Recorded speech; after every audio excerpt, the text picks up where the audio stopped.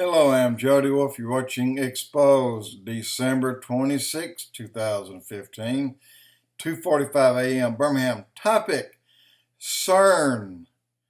I don't know what's going on, but I don't like it. They're trying to tell everyone that this thing had some sort of explosion. Now get this. They said they did not know the machine was running. And apparently someone attempted to restart it. That's like walking out to your car that's already running.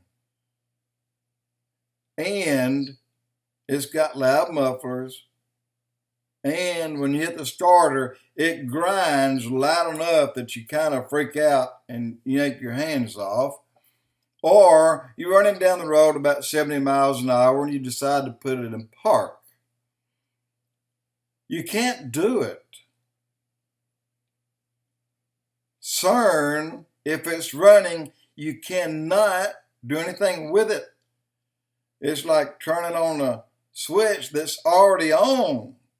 So the stuff that they're feeding everyone is a crock. It is a flat out cover up. Something's going on there, and no one really knows. But we do know this. There has been two people at least. Now, I mentioned this one time before, but now it seems to be that it is the truth, have come up missing, both scientists, and one just in the last 30 days. Now, how some of this information was released by the spokesperson of Cern, acting as though she's just giving a report like I would or like you would to the public to advise them what's going on.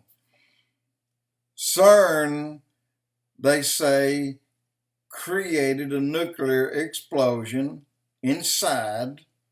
I don't buy it. Cern, if it was running, and no one mentioned the speed, but it was. They said it was running when they attempted to start it. It was running. So at what speed was it running? Was it max? And if it was max, then you have that 3-story camera at the Atlas port taking pictures, 1 billion pictures a second per camera, per explosion. So, even if they did kill it or shut it down, they should have a line of pictures by the thousands laying there that they can view.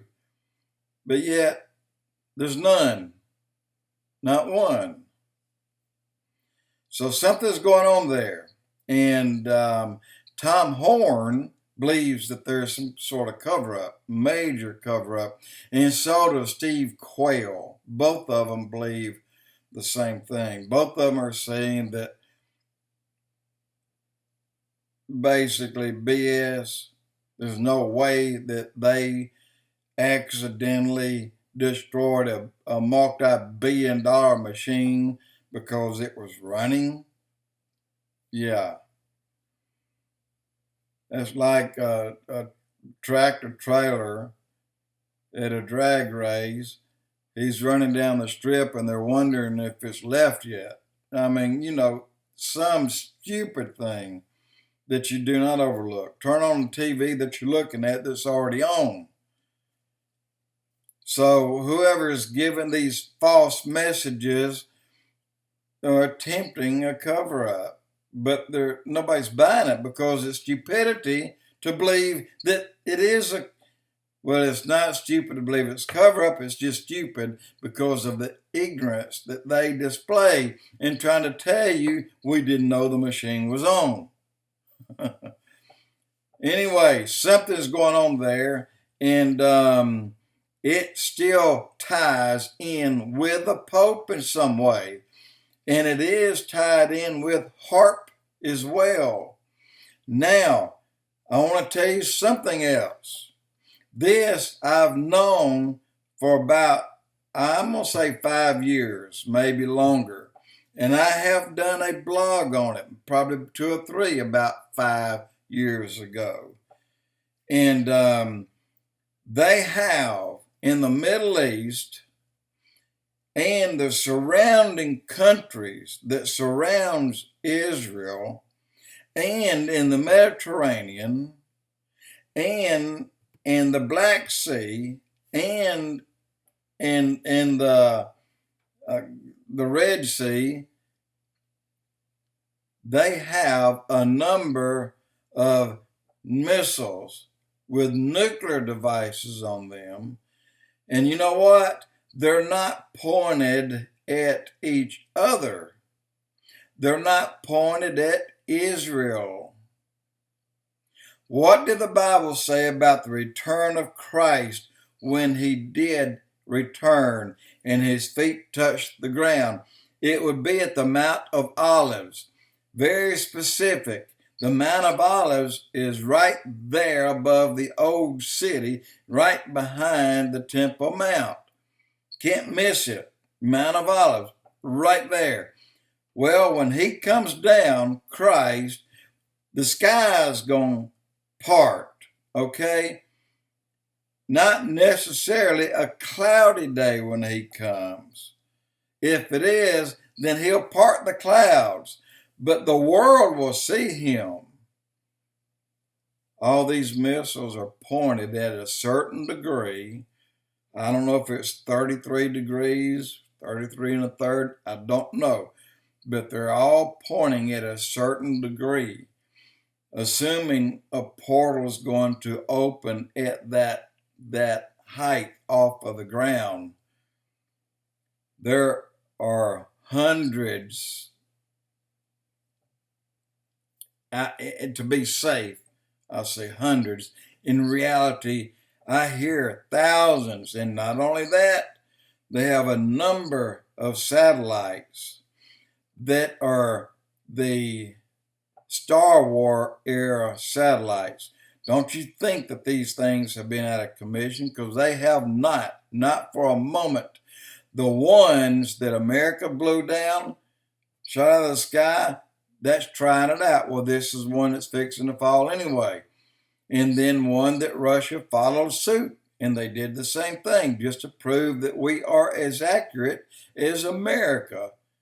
And we can do the same things that America can do. But these satellites are also aimed downward at a certain degree so that, and there's more than 2, by the way. I don't know how many. If you know that there are 1,000 plus satellites up there, you know more than 2 is set up. It's probably a number of them, a great number, so that when you have a beam, that they're concentrated in a certain place. Guys, plain and simple, they want to shoot Christ out of the sky when he comes down to rescue Israel and the people who are saved through the tribulation.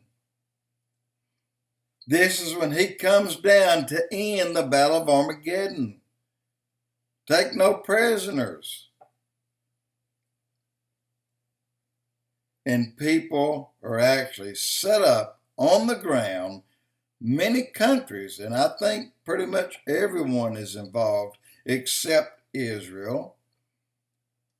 And then the countries that have these satellites are as involved, including India, China, France, of course, Russia and America, and then the ships that are surrounding the area.